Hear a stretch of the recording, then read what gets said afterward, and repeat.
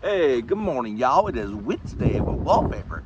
It is a chilly edition. It's a little cold out here, but man, I like doing it outside, so I'm like, you know what? I'm gonna bear it for you and do Wednesday with Wallpaper together. Hey, thank y'all so much for everyone who's been following along, and I've heard a lot of comments about my Wednesday Wallpaper, so I hope it's a blessing to you and your family. Hey, I'm starting a YouTube channel where I'll be able to put all of my Wednesday wallpapers on there. I'm actually loading them now. So next week, I'll probably give you all the link and adjust it that way. So you can get, I don't know, probably about a year and a half of Wednesday wallpapers. So you can have it all the time. Do a little Devo with Michael Wahl.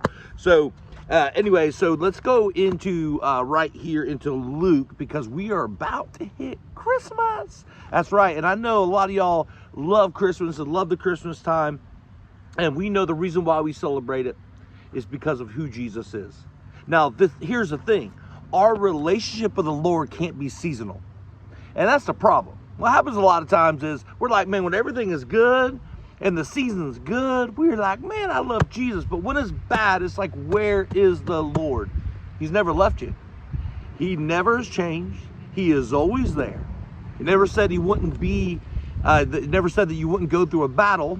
He just said he will always be there with you in the battle.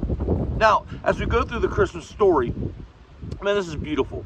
And let me read this to you. It's in Luke chapter 2, and starting in verse 4, it says, "So Joseph also went up from the town of to Bethlehem in the town of David, because he belonged to the house line of David," which is important because the Lord, Jesus, the Messiah, was said would come from the line of David. He went there to register with Mary, who pledged to be married to him and was expecting a child. So she was pregnant with Jesus. While they were there, the time came to have the baby. She gave birth to her firstborn son. She wrapped him in clothes and placed him in a manger because there was no room available for them. There was no room. And so Jesus, our Savior, the Messiah, was born in a manger because there was no room.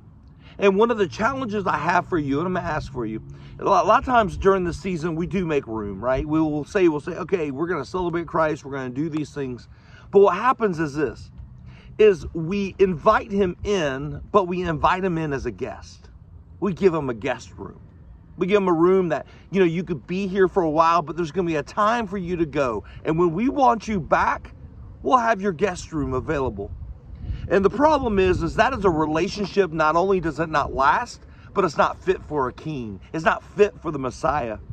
Y'all, listen, in your life, you better give him the master bedroom. You better give him a place where he is not only there, but he is there and active in your life. Stop making your relationship with the Lord a guest room experience. You're making these things, many of us do that, man. I'm telling you. And you're saying, well, Michael, I go to church. Who cares? Well, Michael, I've been doing this for so long, and I call myself a Christian. Okay, that's fine. And I want you to not only know who Jesus is, but live him out in your life. But you listen, we will be known by the fruits that we bear.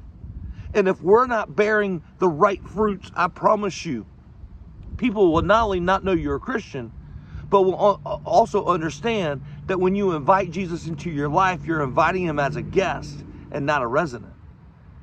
And all of a sudden, we're not giving him the master bedroom, we're giving him the shed. And he comes in once in a while when we need him, and we're begging, we're asking, and we're saying, God, I need you now, I need you now. And it's like, man, not only have I never left you, but you put me so far back, you can't even hear me.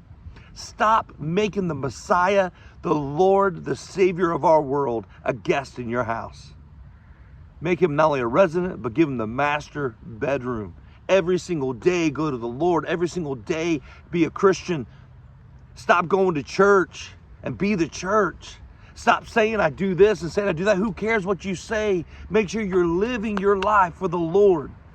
Y'all, listen, there's a time that has come now that this Christmas season, we understand something. That we have to make the Lord of your life, the Lord of my life.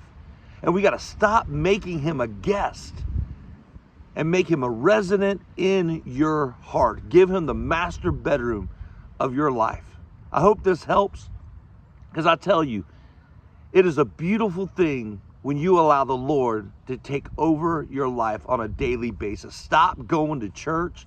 Stop being religious. Stop saying all these things and be a sold out 100% Christian and see how your life changes. And if you've never accepted Jesus as your Lord and Savior and totally 100% given him the master bedroom, I pray today that you will do that. Listen, preach this word to other people, teach.